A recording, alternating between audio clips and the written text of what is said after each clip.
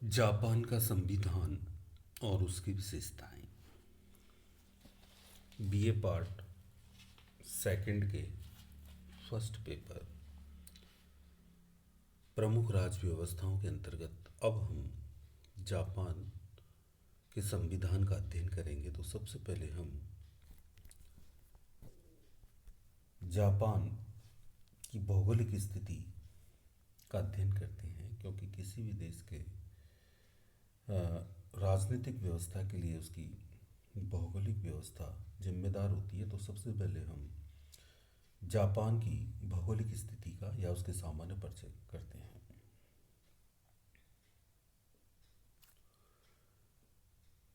सामान्य परिचय। जापान देश को स्वयं जापानी जनता निपोन कहती है। जापान शब्द चीन शब्द जिनपेहिन से बना है, जिसका अर्थ है सूर्य का उदय।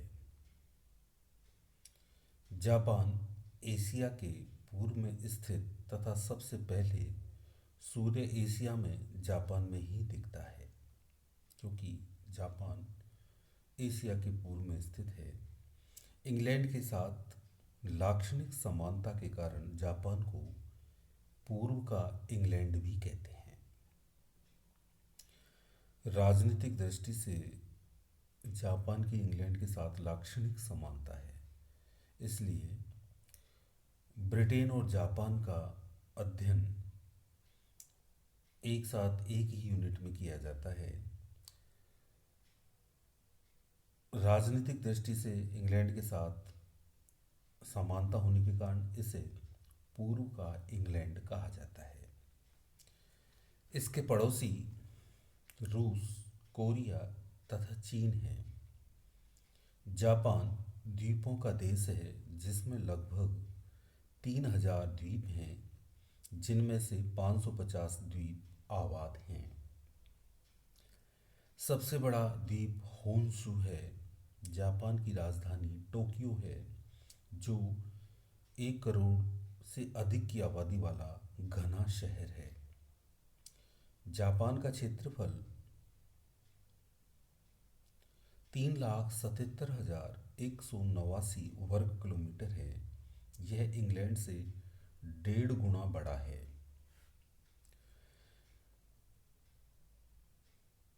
जनसंख्या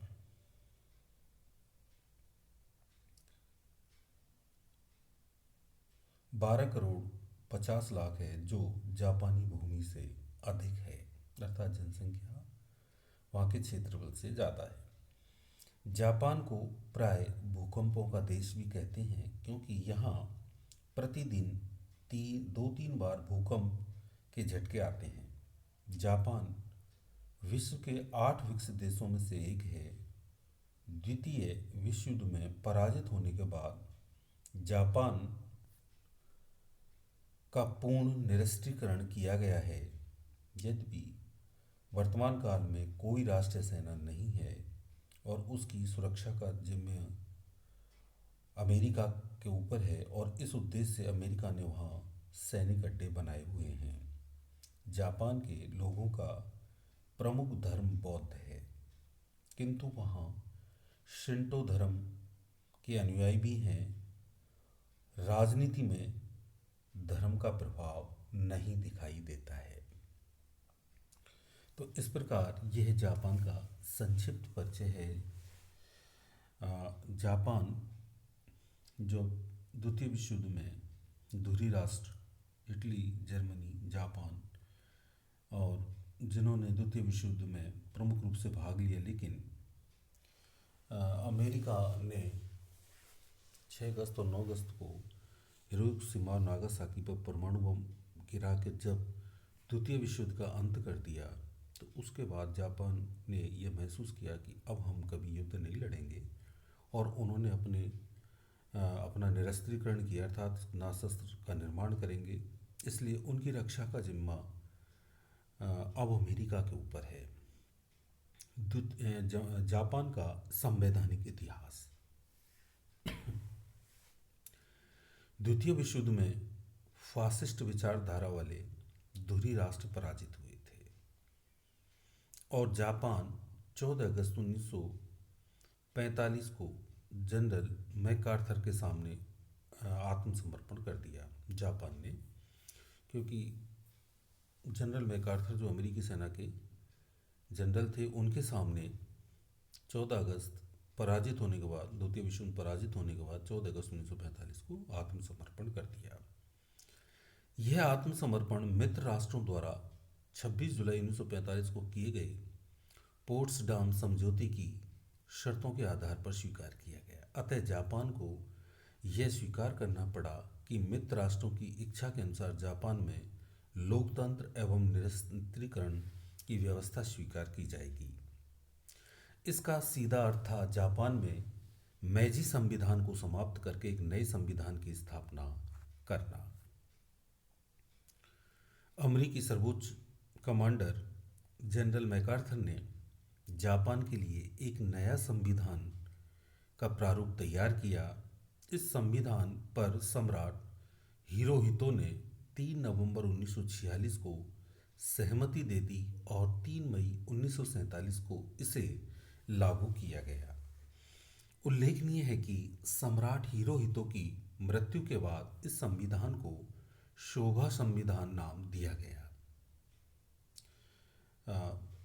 उपरोक्त विवरण से जैसा विदित होता है कि पहले जापान में मैजी संविधान था, लेकिन जब जापान द्वितीय विश्व युद्ध में पराजित हुआ तो वहाँ जनरल मैकार्थर के नेतृत्व में एक नए संविधान का निर्माण किया गया।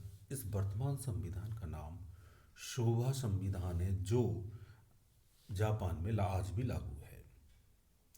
शोभा संविधान की प्रमुख विशेषताएं। पहला, जन प्रभुत्व पर आधारित संविधान। संविधान के द्वारा प्रभुसत्ता जनता को प्रदान की गई है, जबकि मैजी संविधान में प्रभुसत्ता सम्राट में निहित थी। दूसरा, लिखित एवं संक्षिप्त संविधान। इसमें 11 अध्याय और 103 अनुच्छेद हैं। संपूर्ण संविधान 20 पृष्ठों पर में है, जिसे 1 घंटे में पढ़ा जा सकता है। इसमें सभी महत्वपूर्ण आवश्यकताओं को समाहित किया गया है। तीसरा, संविधान की सर्वोच्चता। जापान के संविधान के अनुच्छेद 98 में कहा गया है कि यह संविधान देश का सर्वोच्च कानून होगा और इसके उपबंधों से विरोध रखने वाला कोई कानून व अध्यादेश वैध नहीं होगा। अगला है कठोर संविधान। संविधान में संशोधन की प्रक्रिया के 2 चरण हैं: संविधान की प्रस्तावना और उसकी पुष्टि। संशोधन की प्रस्तावना और उसकी पुष्टि। संशोधन के प्रस्ताव को डायट, वहाँ की संसद का नाम डायट है, डायट के दोनों सदनों के 2/3 सदस्य तथा इससे अधिक सदस्यों द्वारा स्वीकार किया जाना चाहिए और इस प्रस्ताव की पुष्टि जनता के लोक निर्णय द्वारा की जानी चाहिए। यदि जनता का बहुमत स्वीकार करता है तो संशोधन किया जाएगा। इसलिए जापान में 1947 से आज तक कोई संशोधन नहीं हुआ है। पांचवा है लोकतंत्रीय आदर्शों का मूर्त रूप। मैजी संविधान में सम्राट के दैवीय अधिकारों को स्वीकार किया गया, जबकि नवीन संविधान सम्राट की स्थिति ध्वज मात्र प्रमुख की मानता है। शासन की वास्तविक शक्तियां मंत्रिमंडल में निहित हैं, जो जनता द्वारा निर्वाचित डायट के प्रति उत्तरदायी है। जापान में वयस्क मताधिकार की आयु 20 वर्ष है। जापान को भी मुकुटधारी गणतंत्र कहा जाता है। इस प्रकार यहाँ संसदात्मक शासन प्रणाली है, मंत्रिमंडल संसद के प्रति उत्तरदायी है और सम्राट की स्थिति मुकुटधारी गणतंत्र की तरह है। अगला है मौलिक अधिकार एवं कर्तव्य। संविधान के 3 अध्याय में अनुच्छेद 10 से लेकर अनुच्छेद 40 तक नागरिकों के मौलिक अधिकारों तथा कर्तव्यों का विस्तृत वर्णन किया गया है। अगला है एकात्मक संविधान, ग्रेट ब्रिटेन तथा फ्रांस की भांति जापान का संविधान शासन की समस्त शक्तियां केंद्रीय सरकार को सौंप देता है। अगला है संसदीय शासन। जापान में ब्रिटेन की भांति संसदीय व्यवस्था को अपनाया गया है। मंत्रिमंडल डायट से बनाया जाता है। वहाँ मंत्रिमंडल सामूहिक रूप से डायट के प्रति उत्तरदायी है। डायट का निम्न सदन प्रतिनिधि सभा तथा उच्च सदन को सभा सदन कहा जाता है, जिसे पार्षद सदन भी कहा जाता है। जापान में विशेष बात यह है कि सभी मंत्रियों का डायट का सदस्य होना अनिवार्य नहीं है, जबकि प्रधानमंत्री और कुछ मंत्रियों का डायट का सदस्य होना अनिवार्य है। अगला है धर्मनिरपेक्ष राज्य। 1947 से पूर्व मेजी संविधान में शिंटो धर्म को राज्य धर्म के रूप में मान्यता प्राप्त थी, किंतु नए सोवा संविधान में धर्मनिरपेक्षता को अपनाया गया है। अगला है न्यायपालिका की स्वतंत्रता एवं न्यायिक पुनरावलोकन की व्यवस्था। न्यायिक संगठन के शीर्ष पर सर्वोच्च न्यायालय है, जिसे अपनी कार्यप्रणाली के संबंध में स्वयं नियम निर्माण की शक्ति है। जापान में यद्यपि न्यायाधीशों की नियुक्ति मंत्रिमंडल करता है, किंतु इन नियुक्ति की पुष्टि लोक निर्णय द्वारा जनता द्वारा की जानी आवश्यक है। ऐसा इसलिए किया गया है कि न्यायाधीश दलीय राजनीति में ना फंसे। अगला युद्ध का परित्याग।